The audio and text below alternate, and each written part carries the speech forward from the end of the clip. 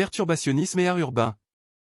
Inscription vernaculaire, analyse personnelle jusqu'à l'âge de majorité des prémices d'une pratique artistique dans l'espace public. Par Gilbert Coquelin. Février 2023. Les inscriptions vernaculaires sont le terreau fertile de l'art urbain, annonce régulièrement Nicolas Xelet, cofondateur et président du conseil scientifique et artistique du Centre Arcane, Centre national des archives numériques de l'art urbain, mais aussi artiste et membre d'honneur de la Fédération de l'art urbain. Cette affirmation résonne toujours fortement en moi. Avant de poursuivre ce texte, en ayant conscience que les possibilités sont plurielles pour définir les inscriptions vernaculaires, voici ce que propose comme définition ce chercheur. Les inscriptions vernaculaires désignent les graffitis qui se distinguent des champs formels du graffiti writing et du street art, et plus généralement du champ artistique. Il s'agit principalement de messages politiques, d'amour ou de haine, de pensées philosophiques, parfois scabreuses, souvent humoristiques.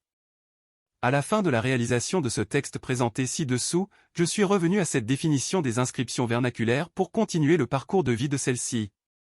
Dans un objectif de construction, tant la dynamique dans l'art urbain pour la terminologie et les définitions doit être dense. Dynamisme sémantique entretenu par de nombreux protagonistes de ce milieu artistique, par Nicolas Xelet cité ci-dessus, désormais par moi-même ci-dessous, en étant convaincu que cela évoluera encore, aussi bien dans les définitions mais également dans les représentations. Ma proposition ? Les inscriptions vernaculaires désignent les actions, signes, gestes, comportements, pratiques, graffitis qui se distinguent des champs formels du graffiti writing et du street art, et plus globalement du champ artistique. Il s'agit principalement de messages, de gestes, ou de comportements aussi bien politiques, de punition, d'amour ou de haine, que de pensées philosophiques, parfois scabreuses, souvent humoristiques. En écrivant cette proposition à la fin de la réalisation de ce texte et en l'insérant au début de celui-ci, je n'ai pu m'empêcher, par curiosité et dans un objectif de pluralité, de consulter des amis, des proches, des connaissances professionnelles et de provoquer des rencontres. Ceci est donc éventuellement le début d'une collecte autour des artistes urbains ayant pour seule thématique leurs inscriptions vernaculaires de leur naissance à leur majorité.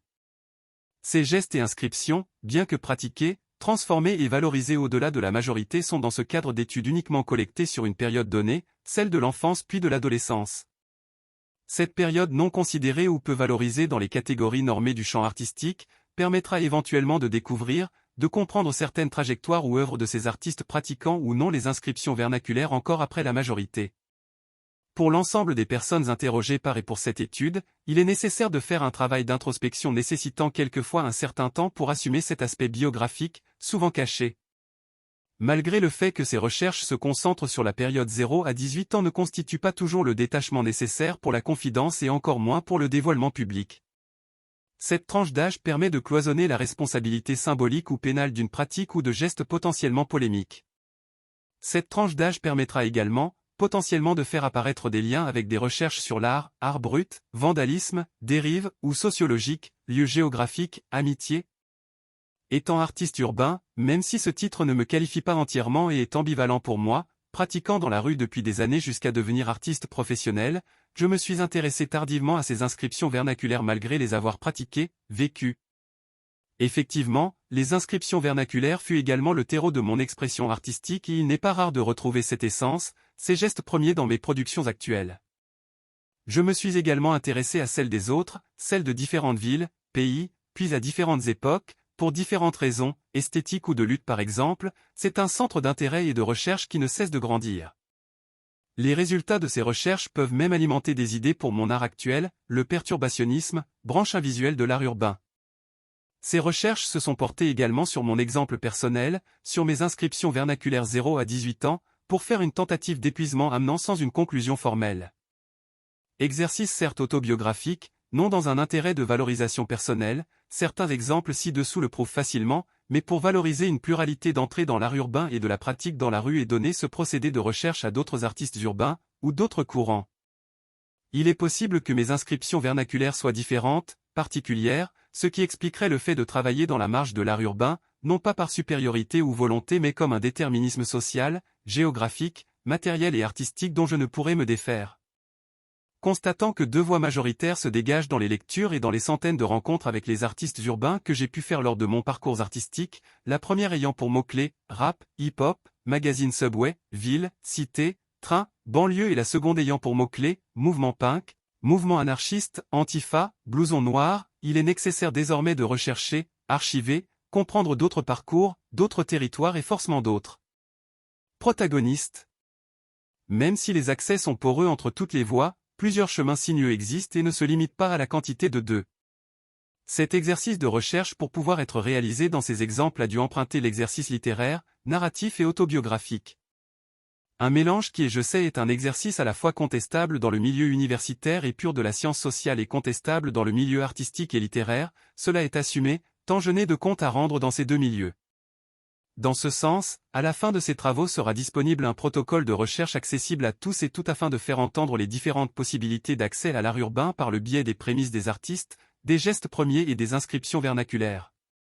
Plusieurs événements d'inscription vernaculaire ont été répertoriés par ordre chronologique, ces exemples ne sont pas à qualifier comme à reproduire ou sujets à une quelconque fierté, ce sont des faits, souvent peu vertueux ou illégaux.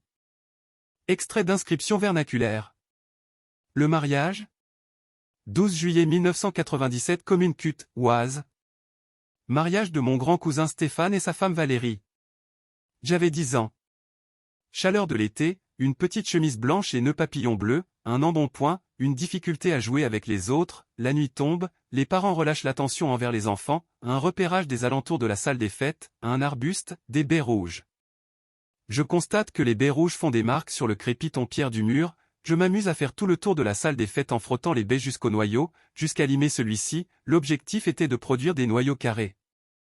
L'intérêt des noyaux carrés reste encore un énigme, les souvenirs s'étant évaporés concernant cette finalité. Y avait-il réellement une finalité ? Fin de la soirée de mariage, voiture, direction je ne sais plus où, sommeil, noir. Le lendemain midi, retour à la salle des fêtes pour le déjeuner, formule classique dans ce genre d'événement. Mon père stationne la voiture, tout le monde est dehors, face au bâtiment, l'ambiance est tendue, la salle des fêtes est recouverte, criblée de traits rouges, partout, tout autour. Et plus aucun souvenir de ce qui s'est passé pendant ou après cette journée. 29 juin 2019 Commune de Revin, Ardennes. À l'occasion du mariage de ma cousine Sophie et de son mari Idriss, lors du déjeuner du lendemain, comme le veut la formule et la tradition, je suis emplacé en face de mon cousin Stéphane et de sa femme Valérie, j'ai toujours eu des bonnes relations avec eux, l'ambiance est bonne, on parle de mon art et j'avoue. J'avoue tout, le couple se rappelle bien de cet événement et se retourne l'un vers l'autre, mince, ce n'étaient pas les jumeaux. Je ne connais pas les jumeaux puisqu'ils viennent de l'autre famille, je n'ai donc plus jamais pu échanger avec eux et m'excuser. J'ai questionné Stéphane, au sujet de la réparation, du nettoyage, de l'éventuelle caution avec la mairie, ce n'est pas lui ni Valérie qui a traité cette affaire, mais le père de Valérie. Je n'ai pu m'excuser. Pas de photo de l'acte de vandalisme dans les archives familiales. J'emporte avec moi le souvenir visuel de cette salle des fêtes criblée de traits rectilignes et rouges sans tout autour. Je vais à l'avenir entreprendre un contact avec la mairie et son service des archives. Le château d'eau. Juillet 1995 Bazancourt, Marne. Grandes vacances d'été 1995. Château d'eau de Bazancourt dans la Marne à quelques centaines de mètres du domicile de mes parents. Je suis muni d'un seau pour enfants rempli d'eau, je récolte de la terre dans les alentours de l'édifice. Je réalise de la boue et écris à la main, une inscription à destination des personnes découvrant ce message dans le futur, il s'agissait d'une date, celle du jour et d'une phrase. Je n'ai pas de souvenir de cette date complète, ni de cette phrase. Je n'ai juste que des souvenirs de rendu, de texture, du geste et de la difficulté de l'application. J'ai également le souvenir du recul nécessaire que j'avais pris pour observer la globalité de l'inscription mesurant dans mes souvenirs entre 150 et 200 cm, ce fut une grande réalisation pour mon âge. La passion enfantine pour l'archéologie avait motivé mon geste. Le Moulin. Avril 2000 Commune de Trégiville, Marne. Je me rendais régulièrement les mercredis après, midi, par absence d'école, à Trégiville, petit village marnais, pour rendre visite à deux amis, Antoine et Flavien, avec qui je passais déjà le reste de la semaine. Le trajet avait lieu en vélo, sur une route dangereuse, la distance Bazancourt-Trégiville était de 10 km, l'objectif principal ou alors l'excuse était alors le skate. Lors d'un mercredi après-midi, Antoine nous propose de visiter le moulin de Trégiville, un lieu que je ne connaissais pas, d'extérieur c'était un moulin à eau banale, à l'intérieur un petit espace tout blanc et des œuvres, je découvris ainsi ma première exposition d'art contemporain. Il n'y avait personne dans ce lieu, les œuvres étaient pour nous incompréhensibles et nous faisaient rire. Nous les avons détruites. Dans mes Souvenirs, des œufs jonchent le sol de la salle d'exposition, une heure avec une roue de bicyclette, des fils de laine qui rendent presque impossible la circulation dans l'espace. Nous avons tapissé la salle en éclatant les œufs contre les murs, plafond, sol, œuvre. Nous sommes sortis de la salle d'exposition en riant aux éclats, 10 minutes plus tard nous étions passés à autre chose. Nous n'avions pas eu écho de nos actes dans les jours suivants. Nous n'avons jamais été inquiétés. En 2014, date à laquelle, j'avais déjà depuis quelques années entrepris une activité artistique, j'ai écrit un mail d'excuses au moulin, ce n'était plus le même propriétaire, le propriétaire de l'époque était décédé et le nouveau n'avait plus les historiques des expositions, d'autant que ce n'était plus un lieu d'art. Je n'ai donc jamais retrouvé l'artiste qui avait créé ces œuvres. Dessin femme enceinte 1997 commune de Bazancourt, Marne. Quand j'étais en primaire, en classe de CM1, j'ai le souvenir de dessiner sur mes cahiers ou à la craie sur le sol de la cour de récréation, régulièrement le même dessin, dans une palette de dessins qui constituait d'autres redondances. Ce dessin était une femme nue et enceinte sur la marge du cahier. Mon professeur m'a surpris en train de faire un de ces dessins, il a déchiré ma feuille et m'a dit « C'est sale ce que tu fais ». Je ne savais pas pourquoi je dessinais ceci et pourquoi on me réprimandait. Vente Mapmonde 1996 commune de Bazancourt, Marne. Quand j'étais en école primaire, mes parents traversaient une période de difficultés financières, et étant donné que j'appréciais dessiner et que j'étais fasciné par les cartographies, j'ai réalisé des dessins de planisphères. Je les ai vendus ou échangés en CE2 CM1, pendant les récréations, ce qui me permettait d'avoir des POG ou des JoJo à la récréation. 3 FLM 2002 commune de Bazancourt, Marne, et canton de Bourgogne.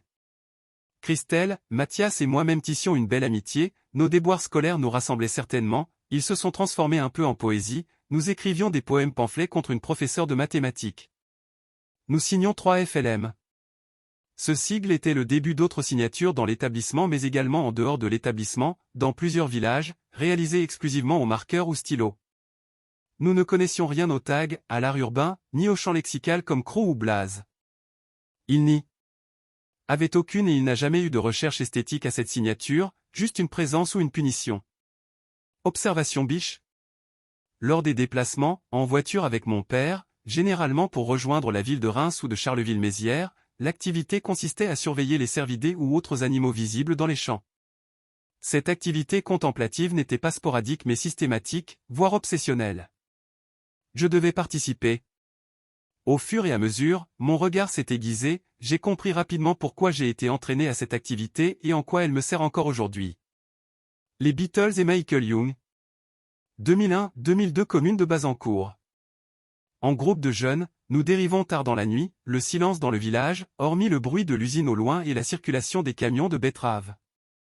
La rue de Pomacle était une grande rue où circulaient des camions, cette rue était coupée par quelques passages piétons. À 4 personnes, nous avons reproduit la scène de la pochette Abbey Road des Beatles, nous étions alignés et immobiles sur le passage piéton et nous attendions l'arrivée d'un camion. Lors de l'arrivée du camion, celui-ci a ralenti et s'est arrêté à quelques mètres de nous, le chauffeur descend de sa cabine, nous regarde et quelques instants plus tard, il nous pose une question, « Qu'est-ce que vous faites ?»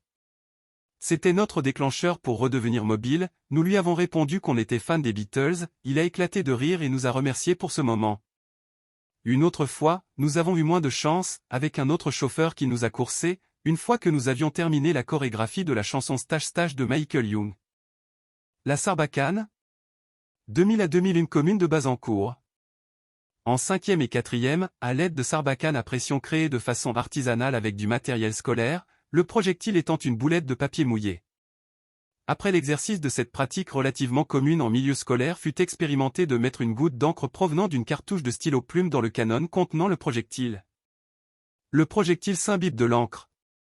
Lors de tir, le projectile en s'écrasant contre le mur laisse apparaître une explosion d'encre, d'impact si la cible est en face, de traînée si la cible est de côté. La force de la projection permet d'accéder à des lieux difficiles non accessibles par les marqueurs et donc pour le nettoyage. Des impacts de sarbacane sont ainsi restés des années sur les murs du collège. Grande boucle et petite boucle. 1999 à 2005 commune de Bazancourt. Avec quelques amis, nous avions inventé le concept de grande ou petite boucle que nous appliquions dans le village. Son principe était simple et en raison de nos difficultés à nous séparer dans la nuit ou tôt le matin, nous décidions selon notre fatigue et envie, petite ou grande boucle. et nous exécutions en marchant dans le village selon le format du parcours. À quelques nuances, la petite et la grande boucle furent toujours les mêmes. Les œufs et papier toilette. 1998-2003 Commune de Bazancourt.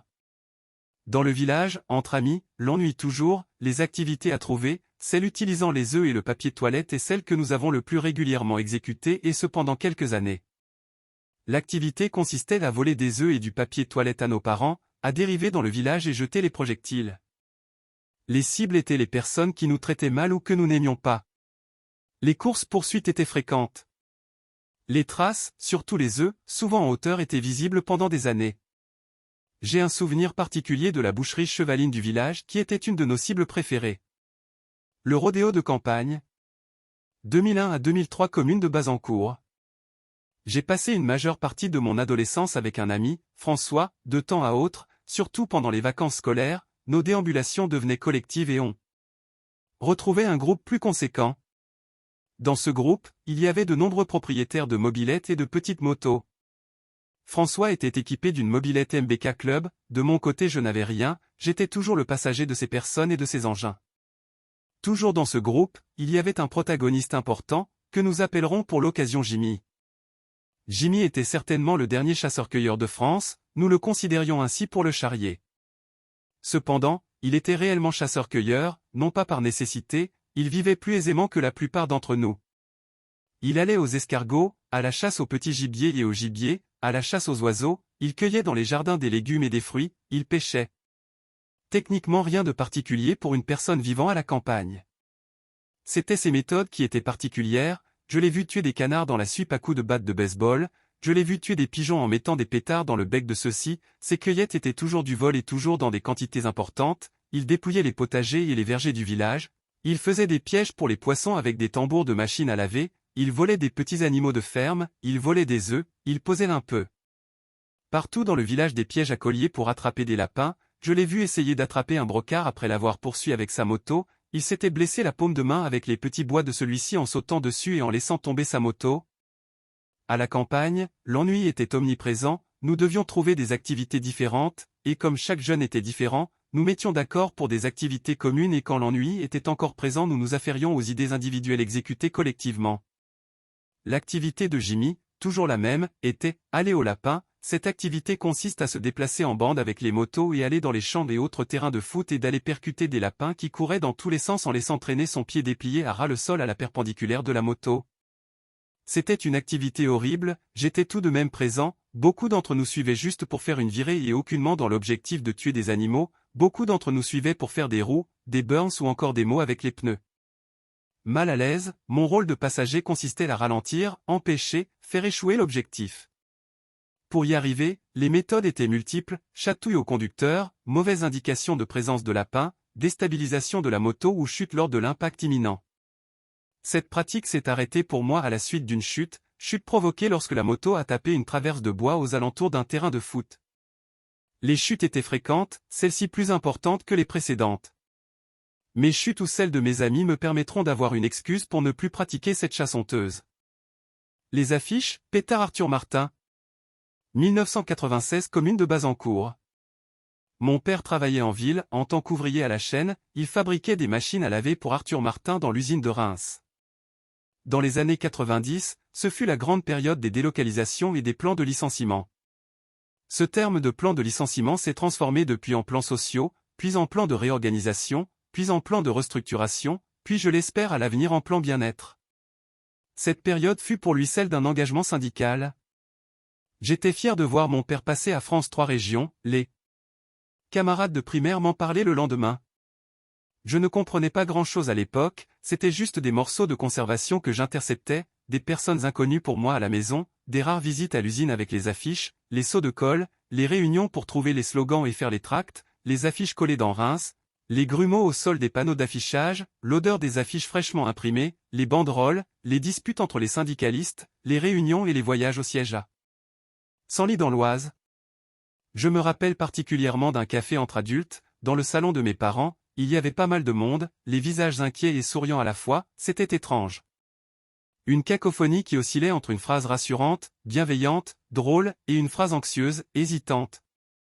Ce groupe de personnes dont faisait partie mon père revenait d'une manifestation s'étant déroulée à Nice, il sortait de garde à vue après avoir jeté des pétards sur les forces de l'ordre. Le récit était fantastique et très romanesque, j'enregistrais tous les mots de cette assemblée pour les restituer, geste compris, à mes camarades de classe le lendemain, comme si j'étais présent à cette manifestation et même gardé à vue. Lors de la pause cantine, après le repas, nous étions gardés par les dames cantines Annette et Josette, nous faisions des guirlandes en papier crépon, nous nous étions servis de cet atelier pour faire des guirlandes aux couleurs d'Arthur Martin. Je n'ai pas le souvenir de les avoir transmises à mon père. Mes amis et moi-même, nous étions dans des regards complices et nous avions une vitesse de production importante. J'ai le souvenir d'une phrase d'Annette, « Vous avez mangé du lion à la cantine ?» Je n'ai plus aucun souvenir de ce que sont devenues ces guirlandes. Le plateau de la cantine. 2000 communes de Bazancourt. À la cantine, un magnifique endroit d'expérimentation sociale, enfermant 300 demi-pensionnaires, mes amis et camarades, et particulièrement Flavien et Antoine. Il est certain que chacun d'entre vous se rappelle dans chaque cantine, le moment où un verre tombe et se brise et que tous les cantiniers dans un acte primitif tapent sur les tables, tapent des pieds, et frappent avec force la cruche en inox à l'aide d'un couteau. En tant que collégien, cette transe collective m'a toujours fasciné et obsédé. J'ai voulu en faire une expérience, mon moment. Le repas terminé, avec mes camarades on s'empresse vers les armoires pour déposer les plateaux, je réfléchis, je sens l'adrénaline monter, je scrute l'horizon, et je pousse le verre hors de mon plateau, celui s'explose au sol en morceaux. Vacarme habituel, explosion collective, je suis tout rouge comme à mon habitude mais j'esquisse un sourire en coin. J'avais modifié le présent de 300 personnes. Flavien et Antoine, surpris de ma maladresse, s'écartent un peu, une fois dans la cour j'explique que mon acte était volontaire, que je voulais provoquer cette transe. Excités par mon acte, nous avons un immense terrain de jeu qui s'offrait à nous. La semaine d'après, il fallait que j'aille plus loin, je voulais revivre ce moment, mais avec plus de force. À la fin du repas, mes amis dans la confidence, je fais tomber le plateau entier, de mon moment, je suis passé à notre moment, un instant collectif et partagé avec seulement 2 amis, le plateau entier était le summum en termes d'effervescence sonore des cantiniers et de durabilité de cette transe. L'événement s'est reproduit à plusieurs reprises, et le nombre de personnes dans la confidence était à chaque fois plus grand, et donnait un statut pour certains de public, privilégié. Je passais le balai sous les rires complices des collégiens, j'avais ce sourire en coin et un regard malicieux que personne ne devrait avoir en balayant. L'équipe pédagogique composée des professeurs et du C.PE semblait confrontée à un problème inexplicable malgré leurs expériences et leur savoir-faire. Ils étaient loin d'imaginer une expérience, ne pouvant admettre qu'une personne puisse s'infliger une honte. Je voyais apparaître dans les discours un champ lexical proche du médical, genre épilepsie, ce genre de choses. Il leur fallait forcément trouver une réponse plausible, rationnelle. J'ai rapidement stoppé, non pas par pression mais par ennui, j'avais envie d'autres expériences, et celle-ci n'avait plus de sens sans son côté imprévisible et secret. La vache qui rit. 2001 communes de Bazancourt. 4e heure du repas, je jette une vache qui rit à travers la cantine, le fromage atterrit sur un mur au-dessus d'une porte. Le fromage reste collé au-dessus de la porte qui s'ouvre. La porte est celle de la salle de repas des professeurs. Tous les professeurs sortent en même temps et patientent pour déposer les plateaux aux cantinières. Le fromage glisse doucement le long du mur laissant une traînée blanche au fur et à mesure de son avancée. Entre amis, la tension était forte entre peur et excitation. Finalement le fromage tombe sur la tête de la professeure d'espagnol. L'après-midi même, en cours, nous avons appris ce que signifiait « vaca que rit ». La trace du fromage très en hauteur est restée quelques années.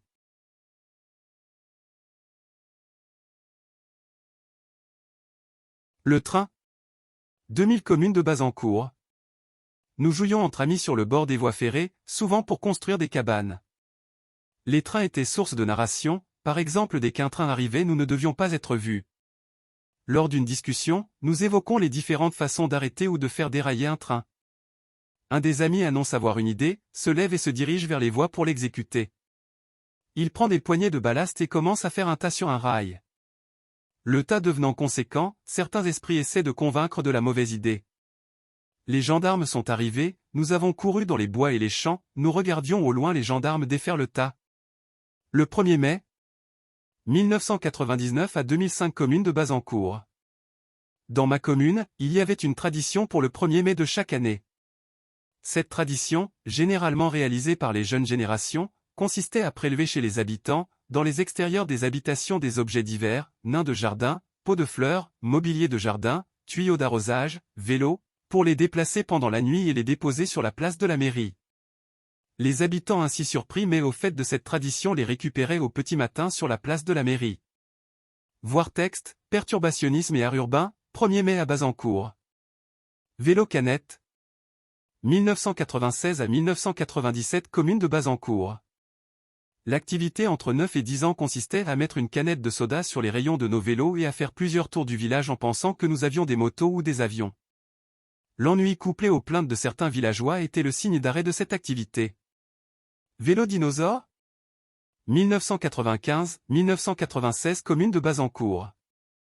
L'activité entre 8 et 9 ans constituait avec nos vélos à se positionner à une ligne de départ et à définir une ligne d'arrivée. La course constituait après le top départ à s'imaginer en train de se faire courser par un dinosaure, l'objectif était d'arriver le premier et donc de prouver une plus grande peur que ses concurrents. Le vainqueur était le plus peureux et donc celui qui restait vivant. Chaise dans les bois. 2001 commune de Bazancourt. Sous l'emprise d'alcool ou de stupéfiants, l'activité à l'adolescence consistait en pleine nuit à se positionner, seul, très loin dans un bois, assis sur une chaise, pendant que les amis nous attendaient dans la rue ou dans une cabane, l'objectif était de vaincre sa peur et de se procurer des sensations.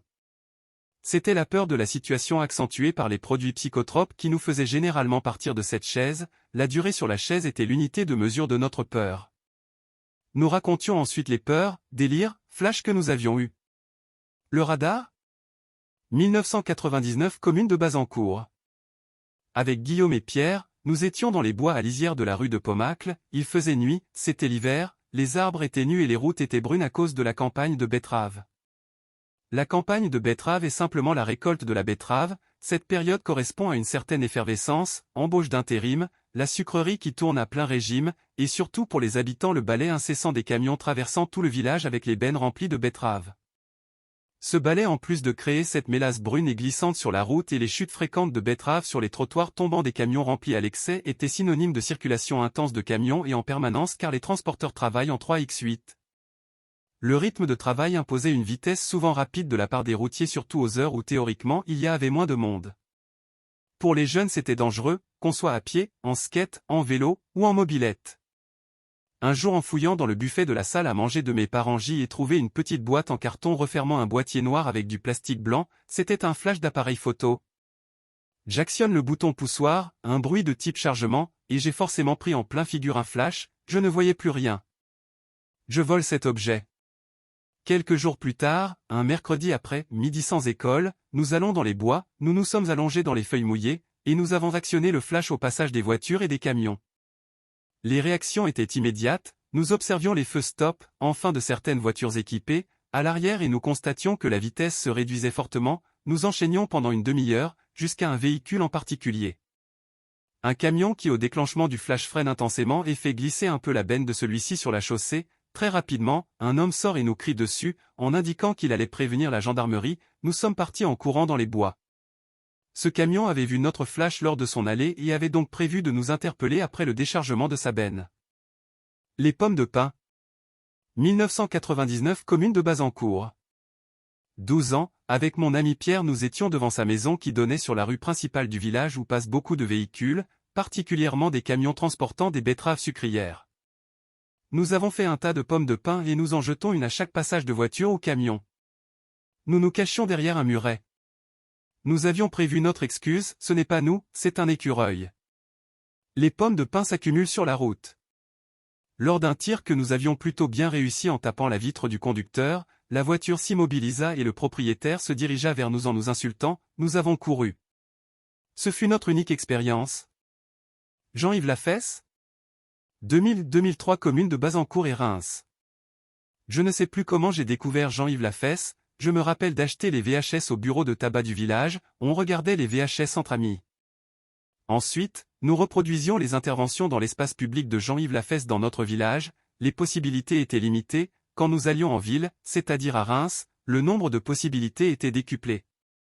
Au-delà, des rires et des souvenirs entre amis, cela était un bel espace de création et de test de limites. Quelques souvenirs, aller chez le fleuriste du village, très régulièrement et demander 4 tranches de jambon et 6 œufs frais, nous avons arrêté lors d'un accueil et des menaces avec un balai. Une que j'appréciais particulièrement à Reims, car j'aime sa sobriété et son efficacité, demander gentiment l'heure à quelqu'un et partir sans un mot avant même d'entendre la réponse. C'était aussi les débuts d'Internet, et les premiers pranks filmés et diffusés hors télévision, vidéo gag. J'ai le souvenir d'un groupe de jeunes, plus vieux que nous à l'époque, qui faisaient des vidéos humoristiques dans la réalité. J'ai le souvenir de 2 scènes que nous avions reproduites par la suite: s'introduire dans une boulangerie, simuler un braquage avec des pistolets à eau, demander une baguette, payer la baguette, mettre plus d'argent que la somme demandée et partir en criant « vous pouvez garder la monnaie ». La seconde, aller dans un bar demander un chocolat chaud, boire et dès la première gorgée, crier, se plaindre de s'être ébouillanté, demander de l'eau en se tenant la gorge, les amis autour accentuant volontairement la panique, le patron du bar était désemparé et s'excusait. Cabane. 1995 à 2003, commune de Bazancourt. Dans l'enfance, la construction de cabanes peut être assez commune, cependant, me concernant, cette activité constituait celle qui me prenait le plus de temps de réflexion, d'organisation, de réalisation et de vie à l'intérieur de cabanes. Les constructions furent nombreuses, les cabanes renouvelées à chaque fois dans une architecture différente, simple, visible, camouflée, à étage, sous terre, avec monte-charge manuel. Cette activité était pratiquée en solitaire la semaine et en collectif le week-end. Cris et toilettes. 2000, commune de Bazancourt. En 5e, au collège, après le repas pris à la cantine, avec Flavien et Antoine, l'objectif était de piéger les surveillants. Le protocole était simple, un des 3 allait dans les toilettes, on attendait que le surveillant s'approche des toilettes comme le voulait le rituel de sa ronde dans la cour de récréation, on se positionnait devant l'urinoir et on criait très fort. Les 2 autres camarades postés à l'extérieur observaient les réactions du surveillant et le voyaient se mettre à courir. Le surveillant entrait dans les toilettes en panique. Constatant qu'une seule personne calme en position d'uriner était dans les toilettes, l'incompréhension s'installait, généralement une réponse négative à la question « C'est toi qui viens de crier ?» augmentait le malaise. Si le surveillant était insistant, on se plaignait de sa présence et de la situation gênante. Le surveillant sortait circonspect des toilettes et les 2 autres comparses s'amusaient de la tête perturbée du surveillant.